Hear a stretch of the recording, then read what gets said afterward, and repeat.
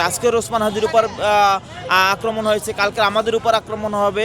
তার মতন একজন জুলাই যোদ্ধাকে যখন প্রকাশ্যে গুলি করে এরকমভাবে নৃশংসভাবে হত্যার উদ্দেশ্যে গুলি করা হয়, এটা আসলেই প্রশ্নবিদ্ধ। আসলে লেভেল প্লেইং ফিল্ড আমরা জুলাই মঞ্চের পক্ষ থেকে বিভিন্ন সময় বিভিন্ন দাবি দেওয়া নিয়ে আসছিলাম যে আসলে নির্বাচন হবে কি হবে না এগুলো শঙ্কায় ছিল, এবং যে পরিস্থিতিতে যে আমরা প্রশাসন দেখছি, প্রশাসনের যে ফাংশন দেখতেছিলাম আসলে আমরা নিজেরা হয়তো শঙ্কায় ছিলাম আসলে লেভেল প্লেইং ফিল্ড এবং নির্বাচন পরিচালনা তারা করতে পারবে কিনা।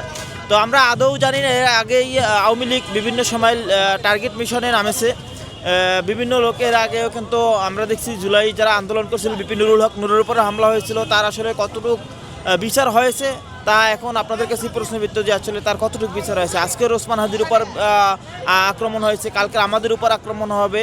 তো এটা আসলে জুলাই আমরা যারা আন্দোলন সংগ্রাম করছি এটা আমাদের কখনোই কাম্য ছিল না। আর এরকম যদি হতে থাকে, এটা যদি সুষ্ঠু তদন্ত এবং বিচার যদি দ্রুত না হয়, আমি মনে করি এই নির্বাচন সুষ্ঠু হবে না এবং গ্রহণযোগ্য নির্বাচন হবে না।